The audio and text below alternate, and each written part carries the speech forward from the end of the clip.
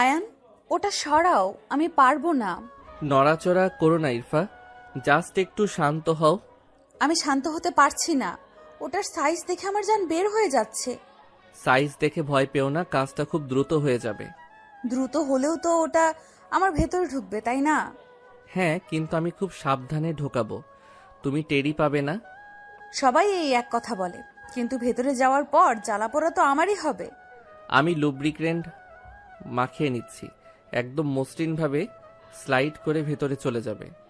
ও ফায়ান, আমি সত্যি অনেক ভয় পাচ্ছি, প্লিজ একটু বোঝো। আমি তোমাকে গত 10 মিনিট ধরে বোঝাচ্ছি, শরীর একদম ঢিলা করো। তুমি ওটা হাতে নিয়ে আমার সামনে দাঁড়িয়ে আছো, আমি রিল্যাক্স করব কি করে? আচ্ছা, তুমি উল্টো দিকে ঘুরে শও, আমার দিকে তাকাতে হবে না। উল্টো হয়ে শুলে কি কম ব্যথা লাগবে? অবশ্যই, তুমি যত কম দেখবে তত কম ভয় পাবে। আচ্ছা ঠিক আছে, আমি ঘুরছি, কিন্তু তুমি একদম তাড়াহুড়ো করবে না। আমি আমার কাজ জানি ইরফা, তুমি শুধু লম্বা একটা নিঃশ্বাস নাও। আয়ান, তোমার হাত এত ঠান্ডা কেন? আমার শরীরে কাঁপুনি দিচ্ছে। একটু পরেই গরম হয়ে যাবে, জায়গাটা আগে তৈরি করে নেই। তুমি কি ওটা ঢোকানোর আগে আমাকে কিছু দিয়ে অবশ করে দেবে না? না, এটার জন্য সেটার প্রয়োজন নেই, জাস্ট কয়েক সেকেন্ডের ব্যাপার। 1 সেকেন্ড আমার কাছে কয়েক ঘন্টার মতো মনে হবে, আমি জানি। বিশ্বাস করো, এটা একবার ভেতরে গেলে তুমিই বলবে এইটুকুর জন্য এত নাটক করলাম। উফ আয়ান, ওটা আমার শরীরের সাথে লাগছে, আমি বুঝতে পারছি। হ্যাঁ, আমি এখন একদম সঠিক জায়গায় আছি, একটু নড়বে না। উফ, তুমি কি ভেতরে ঢুকালে? না, আমি মাত্র শুরু করছি, তুমি শুধু কামড়ে ধরে থাকো বালিশটা। ওহ আয়ান, খুব জ্বালা করছে, একটু আস্তে করো। প্রথম প্রথম একটু এমনই লাগে, এখনই ঠিক হয়ে যাবে। না, আমি পারছি না, বের করো ওটা, এক্ষুনি বের করো। ইরফা, মাঝপথে থামানো যাবে না, অর্ধেকটা তো চলেই গেছে। আমি আর নিতে পারছি না আয়ান, আমার শরীর অবশ হয়ে আসছে। আর মাত্র 1 সেকেন্ড, ব্যাস পুরোটা ঢুকে গেছে। উফ, শেষ পর্যন্ত ওটা করেই ছাড়লে। দেখো, আমি যেমনটা বলেছিলাম তেমন কঠিন কিছু ছিল কি? আমার এখনো বিশ্বাস হচ্ছে না যে এত বড় একটা জিনিস তুমি আমার ভেতরে পুশ করলে। এখন কেমন লাগছে? খুব কি বেশি খারাপ? একটু ভারী ভারী লাগছে জায়গাটা, আর হালকা চিনচিন করছে। ওটা কিছুক্ষণ ওরকমই লাগবে, ওষুধটা পুরো শরীরে ছড়িয়ে যেতে সময় লাগে। তুমি সত্যিই খুব নিষ্ঠুর আয়ান, আমার কোনো কথাই শুনলে না। আমি তোমার বন্ধু বলেই তোমার ভালোর জন্য জোর করলাম। এখন ওটা সরাও আমার শরীর থেকে, আমার অস্বস্তি হচ্ছে। এই তো সরিয়ে নিলাম, এখন তুলা দিয়ে চেপে ধরছি। তুলা দিয়ে চেপে ধরার কি আছে? রক্ত বের হচ্ছে নাকি? সামান্য একটু হতে পারে, ইনজেকশন দিলে ওটা স্বাভাবিক। একজন মাফিয়া হয়ে সামান্য ইনজেকশন নিতে ভয় পেলে হবে? তুমি তো জানোই আমার ইনজেকশন দেখলে আমার ছোটবেলা থেকেই ভয় করে। ঘরের ভেতরের গুমোট আতঙ্কটা যেন ইঞ্জেকশনের সিরিঞ্জটা বের করে নেওয়ার সাথে সাথেই কর্পূরের মতো উবে গেল। ইরফা এখনও উপুর হয়ে শুয়ে আছে, তার কপালে জমে থাকা সূক্ষ্ম ঘামবিন্দুগুলো চিকচিক করছে ম্লান আলোয়। একজন মাফিয়া কুইন হিসেবে যার এক ইশারায় পুরো শহরের আন্ডারওয়ার্ল্ড থরথর করে কাঁপে, সেই ইরফার ইঞ্জেকশনের প্রতি এই আদিম ভয়টা আয়ানের কাছে বরাবরের মতোই এক রহস্যময় কৌতুক। আয়ান ধীর স্থির হাতে তুলো দিয়ে জায়গাটা চেপে ধরে ইঞ্জেকশনের অবশিষ্টাংশটুকু ডাস্টবিনে ফেলে দিল। সে জানে ইরফার এই দুর্বলতাটুকু শুধুমাত্র তার সামনেই প্রকাশ পায়, কারণ পেশাগত পরিচয়ের বাইরে তারা একে অপরের বহুদিনের পুরনো বন্ধু। ঘরের জানালা দিয়ে আসা গোধূলির আলো ইরফার ফ্যাকাশে পিঠের ওপর এক অদ্ভুত মায়া তৈরি করেছে।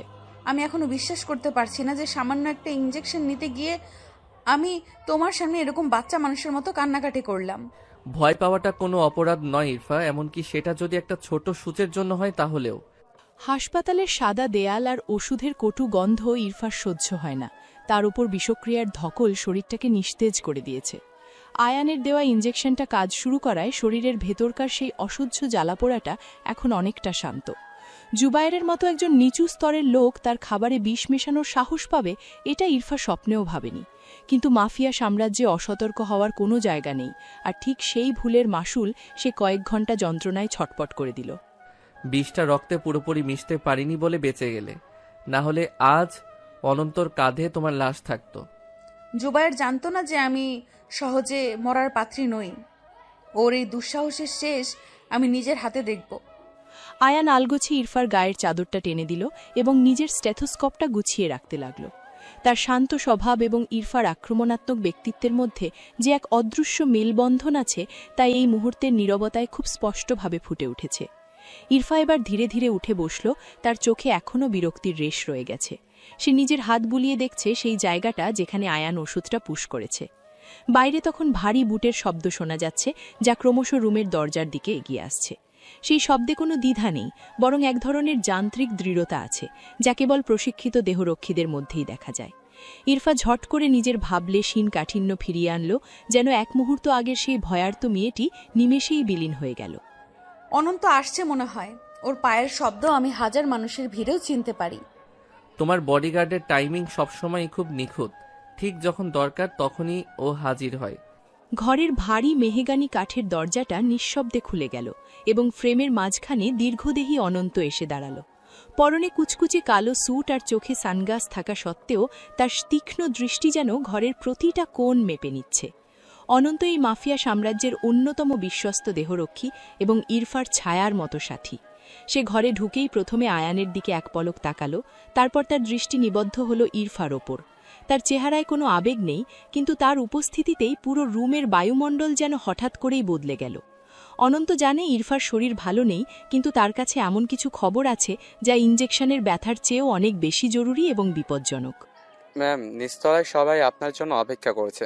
পরিস্থিতি একটু জটিল হয়ে উঠেছে। আমি আসছি অনন্ত, শুধু 5টা মিনিট সময় দাও আমাকে গুছিয়ে নিতে। আমাদের হাতে 5 মিনিট সময় নেই। বন্দর এলাকায় মাল নামানোর সময় পুলিশ হানা দিয়েছে। অনন্তর কথাগুলো শুনে ইরফার চোখের মণি দুটো তীক্ষ্ণ হয়ে উঠল। ইনজেকশনের সেই হালকা চিনচিনে ব্যথাটা যেন মুহূর্তেই উবে গিয়ে সেখানে জেদ আর প্রতিহিংসা জায়গা করে নিল। সে আয়ানের দিকে তাকিয়ে একবার ম্লান হাসল, যে হাসিতে কোনো আনন্দ নেই, বরং আছে এক কঠিন যুদ্ধের আহ্বান। আয়ান দীর্ঘশ্বাস ফেলে নিজের ব্যাগটা কাঁধে তুলে নিল। সে জানে এখন আর ডাক্তার আয়ানের কোনো প্রয়োজন নেই, এখন প্রয়োজন মাফিয়া কুইন ইরফার নেতৃত্ব। অনন্ত দরজার পাশে সরে দাঁড়িয়ে ইরফাকে পথ করে দিল। ইরফা যখন অনন্তর পাশ দিয়ে হেঁটে যাচ্ছে, তখন তার হাঁটার ভঙ্গিতে সেই রাজকীয় আভিজাত্য ফিরে এসেছে, যা তাকে আন্ডারওয়ার্ল্ডের মুকুটহীন সম্রাজ্ঞী করে তুলেছে। ইরফা, সাবধানে থেকো। ওষুধটার রিয়াকশন হতে কিন্তু আরও কিছুক্ষণ সময় লাগবে। শরীরের ব্যথার চেয়েও বড় ক্ষত যারা তৈরি করার চেষ্টা করছে, তাদের আগে সামলানোর দরকার আয়ান। অনন্ত ইরফার ঠিক এক কদম পেছনে থেকে হাঁটতে শুরু করল। করিডোরের ল্যাম্পশেডগুলোর আলো তাদের দীর্ঘ ছায়াকে দেয়ালে প্রলম্বিত করে তুলছে। প্রতিটি পদক্ষেপে ইরফা অনুভব করছে তার ভেতরে সেই দাহিকা শক্তি, যা তাকে সাধারণ মেয়েদের থেকে আলাদা করে রেখেছে। অনন্ত তার কোমর থেকে রিভলভারটা বের করে একবার চেক করে নিল এবং পুনরায় হোলস্টারে ভরে রাখল। সে জানে ইরফাকে রক্ষা করার জন্য তাকে আজ রাতে হয়তো অনেক রক্ত ঝরাতে হবে। লিফটের সামনে দাঁড়িয়ে ইরফা একবার অনন্তর দিকে তাকালো। অনন্তর চোয়াল শক্ত হয়ে আছে, যা কোনো বড় ধরনের সংঘাতের পূর্বাভাস দিচ্ছে। লিফটের স্টিলের দরজাটা যখন খুলে গেল, তখন ভেতরে আয়নার প্রতিফলনে ইরফা নিজেকে দেখল এক মুহূর্ত আগেও যে মেয়েটির সূচের ভয়ে সিটিয়েছিল, এখন সে এক ভয়ঙ্কর খুনি হয়ে ওঠার জন্য প্রস্তুত। পুলিশ ছাড়াও জুবাইয়ের লোকজনকে ওখানে দেখা গেছে ম্যাম। ওরা আজ প্রস্তুত হয়ে এসেছে। জুবাইর কি ভেবেছে আমি ইনজেকশন নিয়ে ঘুমিয়ে থাকবো? ওকে আজ চড়া মূল্য দিতে হবে। লিফটটা যখন নিচতলায় পৌঁছল এবং দরজা খুলে গেল, তখন বিশাল হলের সামনে সারিবদ্ধভাবে দাঁড়িয়ে থাকা অস্ত্রধারী দেহরক্ষীরা সমস্বরে তাদের নেত্রীকে অভিবাদন জানাল। ইরফার উপস্থিতিতে পুরো এলাকা যেন এক বিদ্যুৎ তরঙ্গ বয়ে গেল। সে আর পেছনে ফিরে তাকাল না। অনন্তর ইশারায় ব্ল্যাক কালারের এসইউভি গাড়িটি পোর্টিকোতে এসে দাঁড়াল। আয়ান বারান্দা থেকে দেখল গাড়িগুলো ধুলো উড়িয়ে গেট দিয়ে বেরিয়ে যাচ্ছে। সে মনে মনে ভাবল যে মেয়েটি একটু আগে তার হাতে আলতো ছোঁয়ায় যন্ত্রণায় কোকিয়ে উঠছিল, সে এখন হাজারো বুলেটের সামনে বুক পেতে দিতে যাচ্ছে। এই বৈপরীত্যই হয়তো ইরফাকে সবার কাছে এত বেশি রহস্যময় আর অপরতিরোধ্য করে তুলেছে। কুয়াশার চাদর ভেদ করে গাড়িগুলো অন্ধকারের গভীরে হারিয়ে গেল, রেখে গেল কেবল ইঞ্জিনের গর্জনের প্রতিধ্বনি। অনন্তের সাথে থাকলে অন্তত ওর নিরাপত্তার কথা নিয়ে আমাকে ভাবতে হয় না। গাড়িটা যখন শহরের উপকণ্ঠে এক পরিত্যক্ত গুদামের সামনে থামল, তখন চারপাশটা ঘুটঘুটে অন্ধকার। অনন্তর ইশারায় 4 জন অস্ত্রধারী প্রহরী দরজা খুলে ইরফাকে আগলে ভেতরে নিয়ে চলল। গুদামের ভেতর একটা লোহার চেয়ারে জুবায়েরকে শক্ত করে বেঁধে রাখা হয়েছে। তার মুখ রক্তাক্ত এবং জামাকাপড় ছিঁড়ে গেছে। ইরফাকে ঢুকতে দেখে জুবায়েরার চোখে যে আতঙ্ক ফুটে উঠল তা দেখে ইরফার ঠুটে এক বাঁকা হাসি ফুটে উঠল। সে ধীর পায়ে জুবায়েরের সামনে গিয়ে দাঁড়ালো এবং তার চিবুকটা নিজের বুটের ডগা দিয়ে উঁচিয়ে ধরল। অনন্তর হাতের রিভলভারটা তখন জুবায়েরের কপালের ঠিক মাঝখানে স্থির হয়ে আছে, যেন ট্রিগারে চাপ দেওয়ার জন্য শুধু 1 সেকেন্ডের অনুমতির অপেক্ষা। ম্যাম, এই দুটোটা স্বীকার করেছে যে ওই কাল নির্দেশে খাবারের বিষ মিশিয়েছিল।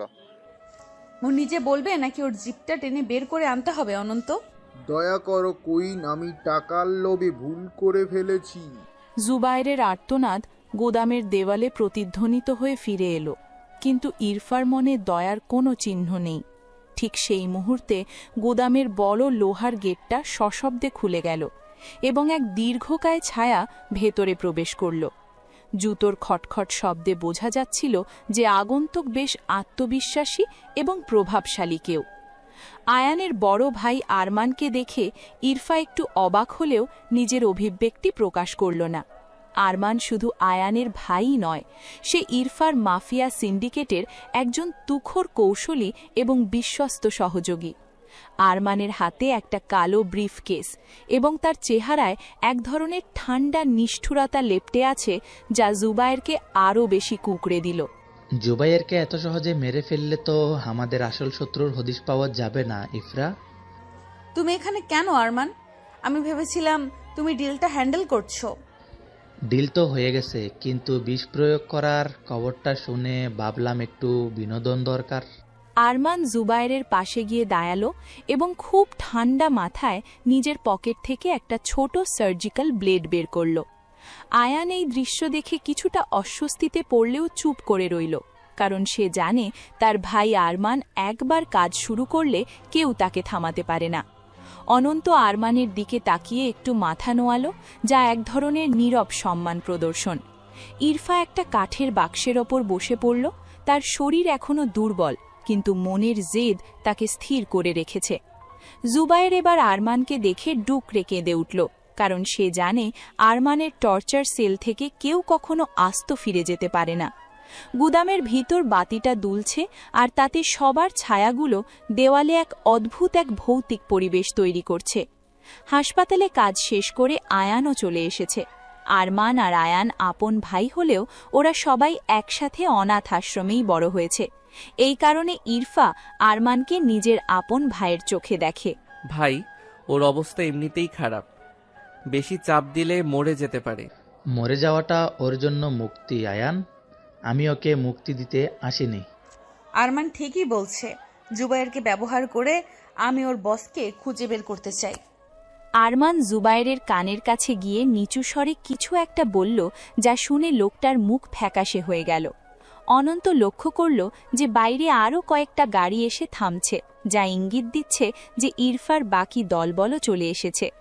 ইরফা একটা দীর্ঘশ্বাস ফেলে আয়ানের দিকে তাকালো, যে এখনও ইনজেকশনের সিরিঞ্জটা হাতের মুঠোয় চেপে ধরে আছে। তার ভাই আরমানের এই হিংস্র রূপ সে খুব একটা সহ্য করতে পারে না, কিন্তু এই অন্ধকার জগতের নিয়ম এমনই। আরমান হঠাৎ জুবায়েরের হাতের ওপর ব্লেডটা চালিয়ে দিল এবং ঘরটা এক বিভৎস চিৎকারে কেঁপে উঠল। ইরফার চোখে তখন কোনো করুণা নেই, সে কেবল ভাবছে এর পরের চালটা কি হবে, আর কারা তাকে সরিয়ে দেওয়ার এই গভীর ষড়যন্ত্রে লিপ্ত। ম্যাম, বাকিদের ভিতরে আসতে বলবো নাকি আপনি একাই শেষ করবেন? ওদের আসতে দাও। জুবায়েরের শেষটা যেন সবার জন্য একটা শিক্ষা হয়ে থাকে। ও ঠিকই বলেছে, বিষ দিলে বিষের জ্বালা তো বুঝতেই হবে, তাই না জুবায়ের? আরমান এবার একটা বোতল বের করল, যেটায় এক ধরনের নীলচে তরল আছে, এবং সেটা জুবায়েরের ক্ষতের ওপর ঢালতে শুরু করল। জুবায়েরের শরীর ধনুকের মতো বেঁকে উঠল এবং সে বারবার মাফ চাইতে লাগল। ইরফা উঠে দাঁড়িয়ে আয়ানের হাতটা ধরল, যেন সে জানাতে চাইছে যে তারা এখন এখান থেকে চলে যেতে পারে। অনন্ত আর আরমান এখন পুরো বিষয়টা নিজেদের নিয়ন্ত্রণে নিয়ে নিয়েছে। গুদামের বাইরে তখন হালকা বৃষ্টি শুরু হয়েছে, যা বাতাসের গুমোট ভাবটাকে কিছুটা কমিয়ে দিচ্ছে। ইরফা যখন গাড়ির দিকে হাঁটতে শুরু করল, তখন পেছনে জুবায়েরের গোঙানি ক্রমশ ক্ষীণ হয়ে আসছে। সে জানে কাল সকালের মধ্যে শহরের প্রতিটি কোণে খবর পৌঁছে যাবে যে মাফিয়া কুইনকে মারার চেষ্টা করা মানেই হল নিজের কবর নিজে খোঁড়া। তুমি কি এখন বাড়িতে গিয়ে বিশ্রাম নেবে নাকি আবার কোনো মিশনে যাবে? বিশ্রাম তো কবরে গিয়ে নেব আয়ান। আপাতত আরমানকে ওর কাজ শেষ করতে দাও। বৃষ্টির ঝাপটা গাড়ির কাছে আছড়ে পড়ছে, আর জানালার বাইরে দ্রুত বেগে মিলিয়ে যাচ্ছে অন্ধকার শহরের বাতিগুলো। ইরফা চুপচাপ সিটে হেলান ঘেয়ে আছে, তার চোখ দুটো আধভোজা। শরীরের বিষক্রিয়া কেটে গেলেও মনের ভেতর এক অদ্ভুত শূন্যতা কাজ করছে। পাশেই বসে আছে আয়ান, যে তার পেশাগত দায়িত্বের বাইরেও এক ধরনের গভীর দুশ্চিন্তা নিয়ে ইরফার দিকে তাকিয়ে আছে। ছোটবেলা থেকেই আয়ান দেখেছে ইরফা কিভাবে নিজেকে পাথরের মতো শক্ত করে তুলেছে, কিন্তু আজ রাতে তার সেই অতিমানবীয় খোলসটা যেন একটু আলগা হয়ে পড়েছে। আয়ান আলতো করে ইরফার কপালে হাত রাখল তাপমাত্রা পরীক্ষা করার জন্য, আর সেই ছোঁয়ায় ইরফার বন্ধ চোখের পাতাগুলো একবার কেঁপে উঠল। তোমার হাতের স্পর্শটা খুব অদ্ভুত আয়ান। এটা আমাকে বড় বেশি দুর্বল করে দেয়। মাঝে মাঝে দুর্বল হওয়া ভালো ইরফা, সবসময় তো আর যুদ্ধের ময়দানে থাকতে পারো না। গাড়িটা যখন ইরফার বিশাল প্রাসাদের সামনে এসে থামল, তখন অনন্ত দ্রুত নেমে পেছনের দরজা খুলে দিল। অনন্তের চোখে মুখে এখনও আগের সেই কঠোরতা লেগে আছে, কিন্তু আয়ান আর ইরফার মাঝখানের এই নীরব কথোপকথন সে অনুভব করতে পারছে। ইরফা নামার চেষ্টা করতেই তার শরীরটা একটু টলে উঠল, আর ঠিক তখনই আয়ান তাকে শক্ত করে ধরে ফেলল। সেই মুহূর্তে বৃষ্টির শব্দ যেন ধীর হয়ে গেল, এবং তাদের দুজনের নিঃশ্বাস একে অপরের খুব কাছে চলে এলো। অনন্ত একটু দূরে সরে দাঁড়িয়ে চারপাশটা নজরদারি করতে লাগল, যাতে এই ব্যক্তিগত মুহূর্তে কোনো বিঘ্ন না ঘটে। আয়ান আর ইরফাকে সিঁড়ি দিয়ে উপরে নিয়ে যেতে সাহায্য করল, যেখানে করিডোরের মৃদু আলো তাদের ছায়াকে এক সুতোয় গেঁথে ফেলেছে। তুমি কি আজ রাতে এখানে থেকে যাবে? আমার একা থাকতে খুব ভয় করছে। আমি কোথাও যাচ্ছি না। তোমার শরীরের অবস্থা পুরোপুরি ঠিক না হওয়া পর্যন্ত আমি পাশেই আছি। ঘরে ঢুকে যখন ইরফা বিছানায় গা এলিয়ে দিল, তখন আয়ান তার জন্য এক গ্লাস গরম জল নিয়ে এলো। ঘরের কোণে রাখা ল্যাম্পশেডটা জ্বলছে, যা পরিবেশটাকে বেশ মায়াবী করে তুলেছে। আয়ান লক্ষ্য করল ইরফার হাতের কবজিতে একটা পুরনো দাগ, যা হয়তো কোনো এক লড়াইয়ের স্মৃতি। সে ধীর পায়ে গিয়ে ইরফার পাশে বসল এবং তার হাতটা নিজের হাতের মুঠোয় নিল।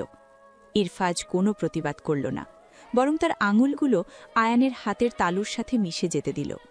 আন্ডারওয়ার্ল্ডের কুইন আজ যেন কেবলই এক সাধারণ মেয়ে, যে একটু আশ্রয়ের খোঁজে তার সবথেকে পুরনো বন্ধুর বুকে মাথা রাখতে চাইছে। আয়ান অনুভব করল ইরফার হৃৎপিণ্ডের ধুকপুকানি, যা এক অদ্ভুত ছন্দে তাকে আচ্ছন্ন করে ফেলছে। তুমি কি জানো ইরফা, আমি কেন ডাক্তার হয়েছি? শুধুমাত্র তোমাকে সারিয়ে তোলার জন্য। আমি তো ভেবেছিলাম তুমি রক্ত দেখে ভয় পাও বলেই এই পেশায় এসেছো। আয়ান একটু হাসল, যে হাসিতে এক অদ্ভুত করুণা আর ভালোবাসা মিশে আছে। সে ইরফার কপালে জমে থাকা চুলগুলো আলতো করে সরিয়ে দিল এবং নিচু হয়ে তার কপালে এক দীর্ঘ চুম্বন এঁকে দিল। এই চুম্বনে কোনো কামনার চেয়েও বেশি ছিল এক গভীর নিরাপত্তার প্রতিশ্রুতি। ইরফা চোখ বন্ধ করে সেই অনুভূতিটুকু নিজের ভেতর শুষে নেওয়ার চেষ্টা করল।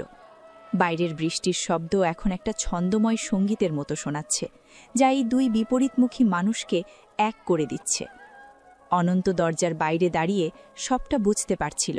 তার ঠোঁটের কোণে এক চিলতে হাসি দেখা দিল, কারণ সে জানে কেবল আয়ানই পারে এই আগ্নেয়গিরিকে শান্ত করতে। যদি কোনো দিন আমাকে এই জগৎ ছেড়ে চলে যেতে হয়, তুমি কি আমার সাথে যাবে? আমি তো তোমার সাথেই আছি ইরফা। এই অন্ধকার থেকে তোমাকে আলোর পথে নিয়ে যাওয়ার দায়িত্বটা আমার। আরমান তখনও গুদামে ব্যস্ত থাকলেও তার মন পড়েছিল এই প্রাসাদে। সে জানত আয়ান আর ইরফার এই সম্পর্কটাই হয়তো তাদের পরিবারের একমাত্র সুন্দর দিক। ইরফা ধীরে ধীরে ঘুমের কোলে ঢলে পড়ল, কিন্তু তার হাতটা এখনও আয়ানের শার্টের হাতা শক্ত করে চেপে ধরে আছে। আয়ান সারা রাত জেগে রইল তার প্রিয় মানুষটির ঘুমন্ত মুখখানা দেখার জন্য, যেন কোনো অশুভ শক্তি তাকে ছুঁতে না পারে। পরদিন সকালে যখন ভোরের আলো জানালার পর্দা ভেদ করে ভেতরে ঢুকল, তখন ঘরটা এক নতুন সজীবতায় ভরে উঠেছে। ইরফা চোখ মেলতেই দেখল আয়ান তার পাশের চেয়ারেই বসে ঘুমিয়ে পড়েছে, তার মাথাটা সোফায় হেলানো। এই প্রথম ইরফার মনে হলো ক্ষমতার চেয়েও বেশি দামি কিছু পৃথিবীতে আছে, আর তা হলো কারো নিঃস্বার্থ ভালোবাসা। ম্যাম, আরমান স্যার নিচে অপেক্ষা করেছেন। তিনি জুবাইরের বসের খবর পেয়েছে। ওকে বলো আমি আসছি, কিন্তু আয়ান যেন টের না পায়। ওর ঘুম ভাঙানো যাবে না। ইরফা পা টিপে টিপে বিছানা থেকে নামল এবং আয়ানের উপর একটা পাতলা চাদর ঢেকে দিল। সে যখন দরজার দিকে এগিয়ে যাচ্ছিল তখন একবার পেছনে ফিরে তাকালো। তার চোখে তখন যুদ্ধের সংকল্প থাকলেও মনের এক কোণে আয়ানের দেওয়া সেই ভালোবাসার রেশ রয়ে গেছে। অনন্ত করিডোরে দাঁড়িয়ে ইরফার জন্য অপেক্ষা করছে। তার হাতে এখন একটি গোপন নথিপত্র। ইরফা জানত আজকের দিনটা অনেক রক্তক্ষয়ী হতে পারে, কিন্তু আয়ানের উপস্থিতি তাকে এক নতুন শক্তি দিয়েছে। সে আর একা নয়, তার পাশে এখন এমন কেউ আছে যে তাকে কেবল মাফিয়া কুইন হিসেবে নয়, বরং একজন রক্তমাংসের মানুষ হিসেবে ভালোবাসে। ভোরের আলো তখনও পুরোপুরি খোলেনি, চারপাশটা একটা নীলচে কুয়াশায় ঢাকা। ইরফা তার বিশাল ড্রয়িং রুমে বসে আছে, যেখানে দেওয়ালের একপাশে টাঙানো তার বাবা মায়ের বিশাল একটি তৈলচিত্র। তার বাবা ছিলেন এই সাম্রাজ্যের প্রতিষ্ঠাতা, যার একটি ইশারায় শহর থমকে যেত, আর মা ছিলেন সেই কঠোরতার আড়ালে এক শান্ত শীতল ছায়া। আজ বিষক্রিয়ার ধকাল আর আয়ানের ভালোবাসার পরশ ইরফাকে ভীষণভাবে আবেগপ্রবণ করে তুলেছে। সে দীর্ঘক্ষণ সেই ছবির দিকে তাকিয়ে রইল, যেন তাদের চোখের দৃষ্টি থেকে কোনো উত্তর খুঁজছে। আয়ান এখনও ওপরে ঘুমাচ্ছে, আর আরমান নিচতলায় কাজের তদারকি করছে। এই নির্জন মুহূর্তে ইরফা নিজেকে ভীষণ একা অনুভব করল। বাবা, তুমি কি দেখতে পাচ্ছ তোমার তৈরি করা এই সিংহাসনটা কতখানি কণ্টাকীর্ণ হয়ে উঠছে? ছবির ভেতরে সেই গম্ভীর মানুষটি যেন স্থির দৃষ্টিতে মেয়ের দিকে চেয়ে আছেন। ইরফার মনে পড়ে গেল ছোটবেলার কথা, যখন সে প্রথমবার তার বাবার হাতে অস্ত্র দেখেছিল।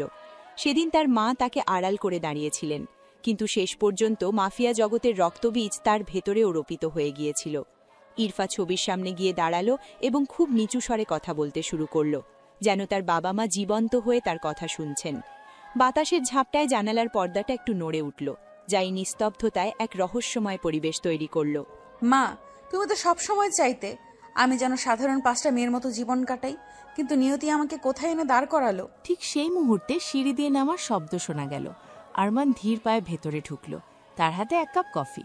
সে লক্ষ্য করল ইরফা তার বাবা মায়ের ছবির সামনে দাঁড়িয়ে আছে, যা সচরাচর ঘটে না। আরমান নিজেও এই পরিবারের একজন সদস্যের মতো বড়ে হয়েছে, তাই ইরফার এই মানসিক অবস্থা সে আঁচ করতে পারল।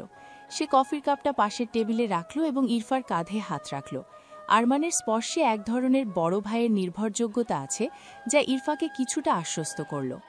ওনারা বেঁচে থাকলে আজ তোমাকে নিয়ে গর্ব করতেন ইফরা। তুমি একা হাতে সব সামলাচ্ছ। গর্ব নাকি ঘৃণা আরমান? আমি তো এখন নিজের ছায়াকেও বিশ্বাস করতে পারছি না। আরমান একটু হাসল এবং ছবির দিকে তাকিয়ে দীর্ঘশ্বাস ফেলল। সে জানে ইরফার ভেতরের লড়াইটা কতটা কঠিন। একদিকে পেশাদারিত্ব আর অন্যদিকে তার মানবিক সত্তা। জুবাইরের বিশ্বাসঘাতকতা ইরফাকে যতটা না শারীরিক আঘাত দিয়েছে, তার চেয়ে বেশি মানসিকভাবে ভেঙে দিয়েছে। অনন্ত দরজার ওপাশ থেকে একবার উঁকি দিয়ে চলে গেল। সে জানে এই পারিবারিক মুহূর্তে তার প্রবেশ করা উচিত নয়। বাইরে রোদ বাড়ছে, আর সেই আলোয় ছবির মানুষগুলোর মুখ যেন আরও উজ্জ্বল হয়ে উঠছে। বাবা বলতেন রক্ত আর আবেগ কখনো একসাথে চলতে পারে না, তোমাকে যে কোনো একটা বেছে নিতে হবে। আমি কি তবে আয়ানকে বেছে নিয়ে ভুল করছি আরমান? ও কি এই জগতের যোগ্য? আরমান কোনো উত্তর দিল না। সে কেবল ইরফার চোখের দিকে তাকিয়ে রইল। ইরফা অনুভব করল তার বাবা মায়ের চোখে সেই তেজ যেন তাকে নিজের হৃদয়ের কথা শুনতে বলছে। সে জানে আয়ান তাকে এই অন্ধকার থেকে বের করে নিতে চায়, কিন্তু তার পূর্বপুরুষের এই সাম্রাজ্য সে কীভাবে ধুলোয় মিশিয়ে দেবে? ছবির নিচে রাখা মোমবাতিটা এখনও টিমটিম করে জ্বলছে, যা এক অদ্ভুত আধ্যাত্মিক আবহ তৈরি করেছে। ইরফা শেষবারের মতো ছবিতে হাত বোলালো এবং এক গভীর নিঃশ্বাস নিয়ে নিজেকে সামলে নিল। আমি তোমাদের নাম ডুবাতে দেব না বাবা। যারা আমার ক্ষতি করতে চেয়েছে তাদের আমি শেষ করব। এটাই তো আমাদের ইফরা, যে কোনো বিপদে দমে যেতে জানে না। ইরফা ড্রয়িং রুম থেকে বেরিয়ে যাওয়ার সময় দেখল আয়ান করিডরের ওপর থেকে তাকে লক্ষ্য করছে। আয়ানের চোখে এক ধরনের করুণা মেশানো ভালোবাসা, যা ইরফার কঠোর সংকল্পকে মুহূর্তেই নরম করে দিতে পারে। সে বুঝতে পারল তার বাবা মায়ের সাথে এই কাল্পনিক কথোপকথন তাকে এক নতুন দিশা দিয়েছে। অনন্ত নিচে গাড়ি প্রস্তুত করে রেখেছে, আর জুবাইরের বসের ঠিকানা আরমানের হাতে। যুদ্ধের দামামা বাজছে, কিন্তু এবার ইরফার লড়াইটা কেবল সাম্রাজ্য রক্ষার জন্য নয়, বরং নিজের অস্তিত্ব আর ভালোবাসার মানুষকে আগলে রাখার জন্য। তুমি কি এখন বেরোচ্ছ? সাবধানে থেকো ইরফা। আমি ঠিক ফিরে আসবো আয়ান। আমার ফেরার জন্য একটা ঘর তো এখন আছে। ইরফা যখন গাড়িতে গিয়ে বসল, তখন তার চেহারায় এক অপার্থিব দৃঢ়তা। অনন্ত ইঞ্জিন স্টার্ট দিল এবং গাড়িটা ধুলো উড়িয়ে প্রাসাদের বাইরে বেরিয়ে গেল। আয়ান উপর থেকে তাকিয়ে রইল যতক্ষণ না গাড়িটা দৃষ্টিসীমানার বাইরে চলে যায়। ড্রয়িং রুমে সেই তৈলচিত্রটি এখনও তেমনি স্থির হয়ে আছে, যেন তারা জানে তাদের মেয়ে আজ এক নতুন ইতিহাসের সূচনা করতে যাচ্ছে। আকাশ আজ পরিষ্কার, কিন্তু শহরের অলিগলিতে আজ ঝরবে রক্তের ধারা, আর সেই ধারায় ধুয়ে যাবে ইরফার সমস্ত সংশয়। আরমান ড্রয়িং রুমের সোফায় বসে একটা পুরনো ফাইল দেখছিল। তার কপালে চিন্তার ভাঁজ। আয়ান ওপর থেকে নেমে এসে আরমানের উল্টো দিকের চেয়ারে বসল। দুই ভাইয়ের মধ্যে এক অদ্ভুত নীরবতা বিরাজ করছে। আয়ান জানে আরমান এই জগতের গভীরে ডুবে আছে, আর সে নিজে চেষ্টা করছে অন্ধকার থেকে আলোতে ফেরার। আয়ানের চোখে এখনও গতরাতের সেই মায়ার রেশ লেগে আছে, যা সে ইরফার চোখে দেখেছিল। সে আরমানের দিকে তাকিয়ে একটু ইতস্তত করে কথা শুরু করল। ভাই, তুমি কি সত্যি মনে করো ইরফা এই পথে সুখী হতে পারে? সুখ এই জগতের জন্য নয় আয়ান, এখানে শুধু টিকে থাকাটাই আসল লড়াই। আরমান ফাইলের পাতা উল্টাতে উল্টাতে ছোট ভাইয়ের দিকে একবার তাকালো। তার চোখে এক ধরনের কঠোর মমতা। সে জানে আয়ান ইরফাকে ভালোবাসে, কিন্তু এই ভালোবাসা কতটা নিরাপদ তা নিয়ে আরমানের মনে সবসময়ই একটা সংশয় থাকে। আয়ান জানালার বাইরে তাকিয়ে রইল, যেখানে বাগানবিলাসের গাছগুলো বাতাসে দুলছে। তার মনে হচ্ছে ইরফাকে এই বিষাক্ত শহর থেকে দূরে কোথাও নিয়ে যেতে পারলে সে হয়তো সত্যিকারের শান্তি খুঁজে পেত। আরমান একটা দীর্ঘ শ্বাস ফেলে কফির মগে চুমুক দিল। আমি চাই না ও আর কোনো রক্ত ঝরাক, অন্তত আমার জন্য হলেও ও যেন ফিরে আসে। ভালোবাসা মানুষকে সাহসী করে ঠিকই, কিন্তু আমাদের মতো মানুষের জন্য এটা এক মস্ত বড় দুর্বলতা। আরমান কথা শেষ করার আগেই তার ফোনটা সজোরে বেজে উঠল। স্ক্রিনে অনন্তের নাম ভেসে উঠতেই আরমানের বুকটা কেঁপে উঠল। সে জানে অনন্ত খুব জরুরি কিছু না হলে এই সময়ে ফোন দেয় না। আয়ানও উৎকণ্ঠা নিয়ে আরমানের দিকে তাকিয়ে আছে। আরমান ফোনটা রিসিভ করতেই ওপাশ থেকে অনন্তের হাহাকার আর ভারী নিঃশ্বাসের শব্দ ভেসে এলো। অনন্তের কণ্ঠস্বর কাঁপছে, যা সচরাচর ঘটে না। ফোনের স্পিকার অন থাকায় আয়ানও স্পষ্ট শুনতে পাচ্ছিল সেই ভয়াবহ সংবাদ। স্যার, ম্যামকে ওরা গুলি করেছে, প্রচুর রক্ত বের হচ্ছে। তুমি এখন কোথায় অনন্ত? আমরা বন্দরের পেছনে রাস্তায় আছি। ওরা চারপাশ থেকে আমাদের ঘিরে ধরেছিল। অনন্তের কথা শুনে আয়ানের হাতের কফির মগটা মেঝেতে পড়ে ভেঙে খান খান হয়ে গেল। তার মুখটা মুহূর্তেই ফ্যাকাশে হয়ে গেল, যেন শরীরের সব রক্ত এক নিমেষে উধাও হয়ে গেছে।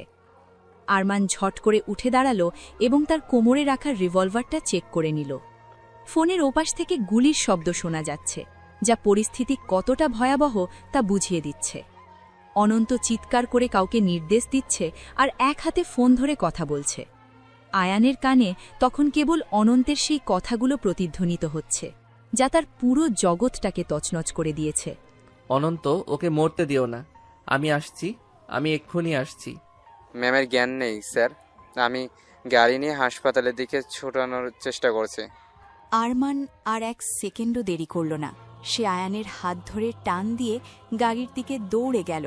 আয়ান যেন কোনো যান্ত্রিক পুতুলের মতো তার ভাইয়ের পেছনে ছুটছে। তার মনে হচ্ছে পৃথিবীর সব আলো নিভে যাচ্ছে। সে তো কেবল গতরাতেই ইরফার কপালে ভালোবাসার চিহ্ন এঁকে দিয়েছিল। তবে কি সেই সুখের আয়ু এতটুকুই ছিল?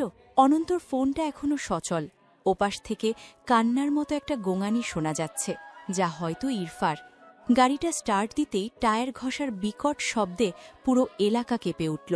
জুবাইরের বসকে আজ আমি জ্যান্ত ফুতে ফেলবো, এটা আমার প্রতিজ্ঞা। ভাই, ওর কিছু হলে আমি নিজেকে কখনো ক্ষমা করতে পারবো না। আরমান গাড়িটা ঝড়ের গতিতে রাস্তার ওপর দিয়ে নিয়ে যাচ্ছে। আয়ান দুই হাতে নিজের মাথা চেপে ধরে আছে। তার দু চোখ বেয়ে জল গড়িয়ে পড়ছে। সে একজন ডাক্তার হয়েও আজ অসহায়, কারণ তার ভালোবাসার মানুষটি এখন মৃত্যুর সাথে পাঞ্জা লড়ছে। অনন্তর ফোনটা হঠাৎ কেটে গেল, যা তাদের আতঙ্ককে আরও বাড়িয়ে দিল। রাস্তার দুপাশে কুয়াশা আবার ঘন হতে শুরু করেছে, যেন প্রকৃতিও এই বিয়োগান্তক ঘটনার সাক্ষী হতে চাইছে না। আরমান স্টিয়ারিং হুইলটা শক্ত করে ধরে দাঁতে দাঁত চিপে আছে। তার চোখে এখন কেবল প্রতিশোধের আগুন।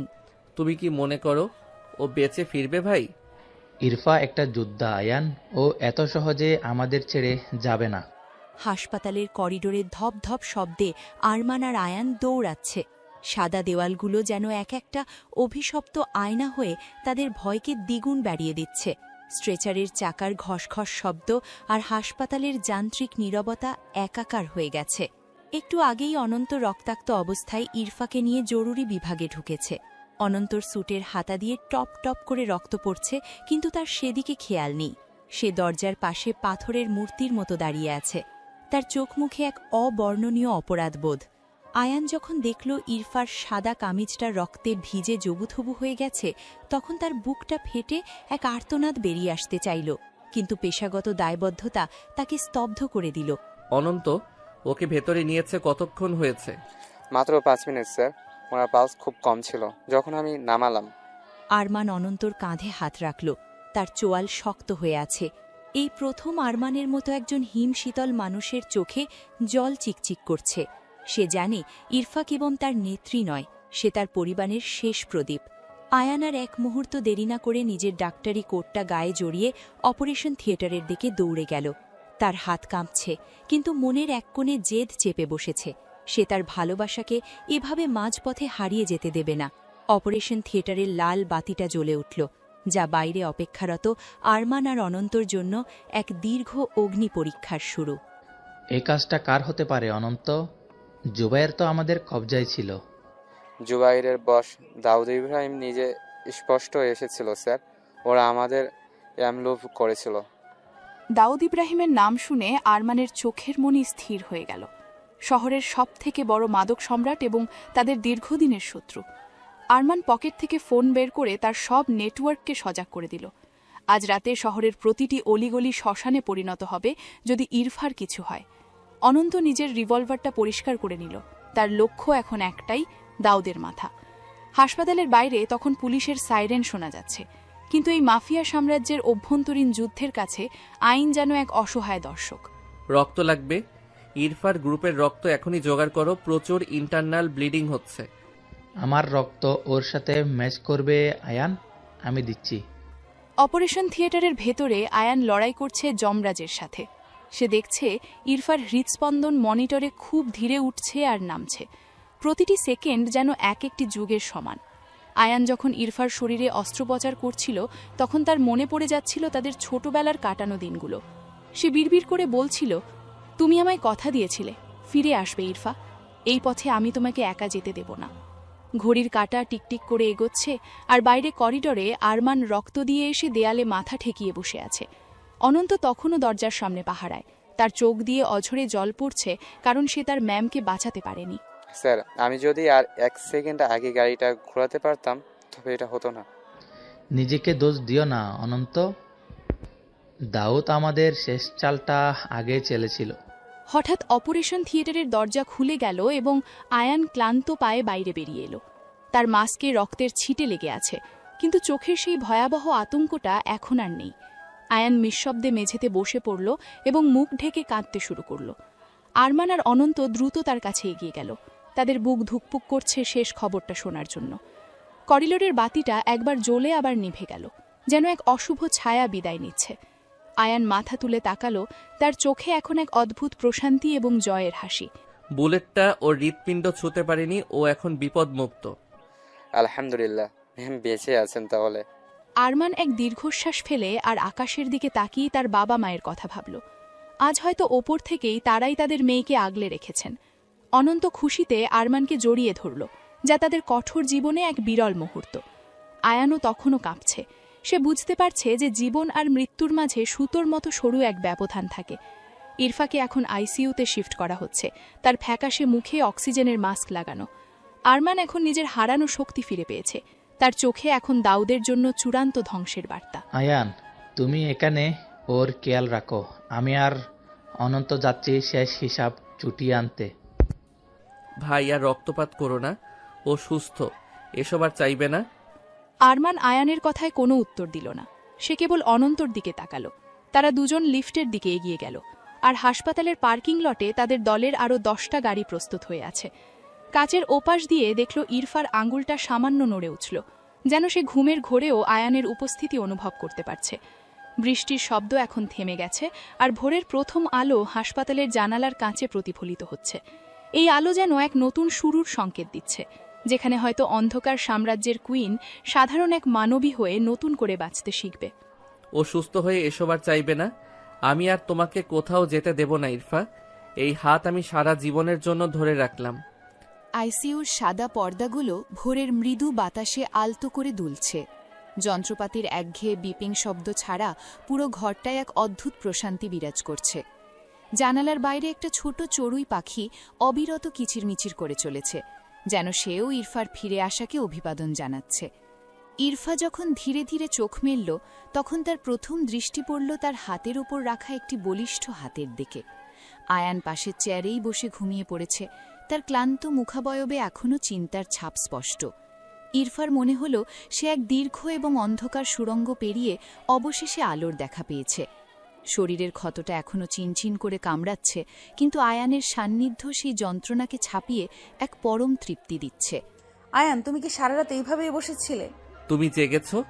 আমি তো ভাবছিলাম তুমি হয়তো আরো কয়েক ঘন্টা ঘুমাবে। আয়ান ঝট করে সোজা হয়ে বসল, তার চোখে এখন আনন্দের ঝিলিক। সে দ্রুত উঠে ইরফার কপালে হাত রাখল তাপমাত্রা দেখার জন্য। ইরফার ফ্যাকাশে ঠোঁটে এক চিলতে হাসি ফুটে উঠল, যা দেখে আয়ানের বুকটা হালকা হয়ে গেল। সে আলতো করে ইরফার চুলে হাত বুলিয়ে দিল এবং তার গায়ের চাদরটা ঠিক করে দিল। হাসপাতালের এই যান্ত্রিক পরিবেশে তাদের দুজনের মাঝখানের এই নীরব মুহূর্তটি যেন পৃথিবীর সব জৌলুসকে হার মানিয়ে দিচ্ছে। একজন মাফিয়া কুইন আজ কেবলই এক প্রেমিকা, যার সবটুকু নির্ভরতা তার প্রিয় মানুষটির ওপর। আমি যখন অপারেশন থিয়েটারে ছিলাম তখন তোমার গলার আওয়াজ শুনতে পাচ্ছিলাম আয়ান।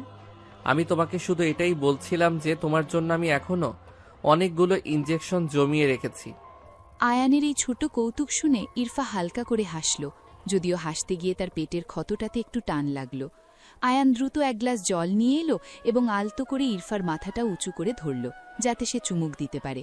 জলের শীতল স্পর্শ ইরফার তৃষ্ণার্ত গলাকে শান্তি দিল। সে আয়ানের দিকে এমনভাবে তাকিয়ে আছে যেন সে কোনো অমূল্য রত্ন খুঁজে পেয়েছে। আরমান আর অনন্ত বাইরে করিডোরে কড়া পাহারা দিচ্ছে, কিন্তু এই ঘরের ভেতরে কেবল এক নিবিড় ভালোবাসার রাজত্ব। আয়ান লক্ষ্য করল ইরফার চোখে সেই হিংস্রতা আজ একদম নেই, সেখানে কেবল এক গভীর আকুতি খেলা করছে।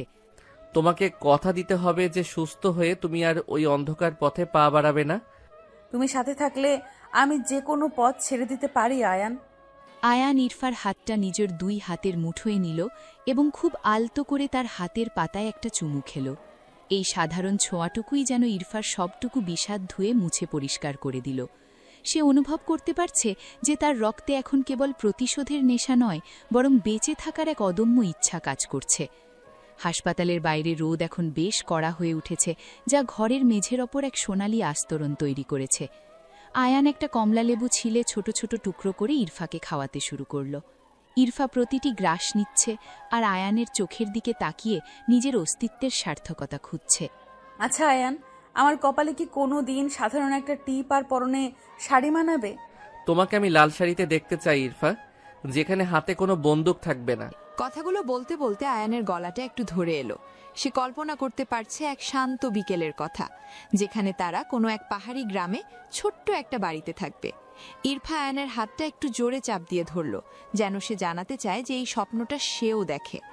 ঘরের কোণে রাখা ফুলদানিতে রাখা রজনীগন্ধার ঘ্রাণ চারপাশটা মায়াবী করে তুলেছে। ইরফা অনুভব করল তার হার্টবিট এখন একদম স্বাভাবিক, আর সেই ছন্দের সাথে মিশে আছে আয়ানের প্রতিটি নিঃশ্বাস। অনন্ত দরজার ওপাশ থেকে উঁকি দিয়ে এই দৃশ্য দেখে নিঃশব্দে সরে গেল, কারণ সে জানে এই শান্তিটুকুর জন্যই তারা এতদিন লড়াই করেছে। ডাক্তার হিসেবে আমি তোমাকে ডিসচার্জ দেব না যতক্ষণ না তুমি সম্পূর্ণ ফিট হচ্ছ। তাহলে তো আমি আর কোনোদিন সুস্থ হতে চাইবো না, যদি তুমি সারাক্ষণ পাশে থাকো। আয়ান হো হো করে হেসে উঠল এবং ইরফার গালে আলতো করে টোকা দিল। ইরফার মনে হলো এই হাসপাতালটাই যেন তার জন্য এক স্বর্গ, যেখানে মৃত্যুর বিভীষিকা নেই, বরং আছে এক নতুন জীবনের হাতছানি। সে আয়ানের দিকে তাকিয়ে বিড়বিড় করে কিছু একটা বলল, যা কেবল আয়ানের কানেই পৌঁছল। আয়ান স্মিত হাসল এবং ইরফার কপালে নিজের কপাল ঠেকালো। এই মুহূর্তের নিস্তব্ধতা যেন হাজারো শব্দের চেয়েও বেশি মুখর। তারা দুজনই জানে সামনের পথটা হয়তো মসৃণ নয়, কিন্তু একে অপরের হাত ধরে থাকলে যে কোনো পাহাড় টপকানো সম্ভব। হাসপাতালের আইসিইউর জানালার বাইরে সন্ধ্যার আকাশটা আজ গাঢ় রক্তিম হয়ে উঠেছে। ইরফা আধশোয়া হয়ে বসে জানালার ওপারে চেয়ে আছে, যেখানে শহরের আলোগুলো একে একে জ্বলে উঠছে। তার শরীরে এখনো ব্যান্ডেজ লেগে আছে, কিন্তু চোখের সেই ফ্যাকাশে ভাবটা অনেকটাই কেটে গেছে। আয়ান পাশেই বসে আপেল কাটছিল। তার পুরো মনোযোগ এখন ইরফার স্বাস্থ্যের দিকে।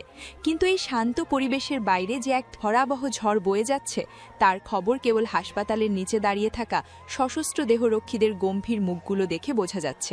ঠিক সেই মুহূর্তে করিডোরে ভারী বুটের শব্দ শোনা গেল, যা মুহূর্তেই ঘরের রোম্যান্টিক আবহাওয়াটাকে গম্ভীর করে দিল। আরমান আর অনন্ত ঘরে ঢুকল, তাদের পোশাকে ধুলোবালি আর ঘামের চিহ্ন। কিন্তু আরমানের চোখে সেই হিংস্রতার আগুন এখন এক শান্ত জয়ের আভায় পরিণত হয়েছে। দাউদ ইব্রাহিম আর কোনোদিন কারো খাবারে বিষ মিশাতে পারবে না ইফরা। তুমি কি ওকে নিজের হাতে শেষ করেছো আরমান? আরমান কোনো কথা না বলে নিজের হাতের রক্তমাখা রুমালটা টেবিলের এক কোণে রাখল। তার নিঃশব্দতাই বলে দিচ্ছে যে দাউদের সাম্রাজ্য এখন ধ্বংসস্তূপে পরিণত হয়েছে। অনন্ত একপাশে দাঁড়িয়ে মাথা নিচু করে আছে। তার মনে এখন এক ধরনের তৃপ্তি কাজ করছে, কারণ সে তার নেত্রীর অপমানের শোধ নিতে পেরেছে। আয়ান এই দৃশ্য দেখে একটু অস্বস্তিতে পড়ল এবং ছুরিটা রেখে ইরফার হাতটা শক্ত করে ধরল। সে চায় না এই হিংস্র জগতের ছায়া আর কোনোদিন ইরফার ওপর পড়ে। আরমান লক্ষ্য করল আয়ানের এই রক্ষণাত্মক ভঙ্গি এবং তার ঠোঁটের কোণে এক চিলতে প্রশান্তির হাসি ফুটে উঠল। আমরা বন্দর এলাকা আর মাদক ব্যবসার সব রুট চিরকালের জন্য সিল করে দিয়েছি। তার মানে কি এখন থেকে আমরা সাধারণ মানুষের মতো বাঁচতে পারবো? ইরফার প্রশ্নে আরমান জানালার বাইরে তাকালো। সে জানে এই অন্ধকার জগৎ থেকে বের হওয়া কতটা কঠিন, কিন্তু আজ সে তার বোনের চোখের দিকে তাকিয়ে কোনো মিথ্যা আশা দিতে চাইল না। অনন্ত পকেট থেকে একটা চাবি বের করে ইরফার সামনে রাখল। এটা ছিল তাদের সেই পুরনো পৈতৃক ভিটার চাবি, যা পাহাড়ের কোলে অনেক দূরে অবস্থিত। আরমান চায় ইরফা আর আয়ান এই শহর ছেড়ে দূরে কোথাও চলে যাক, যেখানে কোনো বুলেটের শব্দ নেই, নেই কোনো বিশ্বাসঘাতকতার ভয়। ইরফা চাবিটা হাতে নিয়ে অবাক হয়ে আরমানের দিকে তাকালো।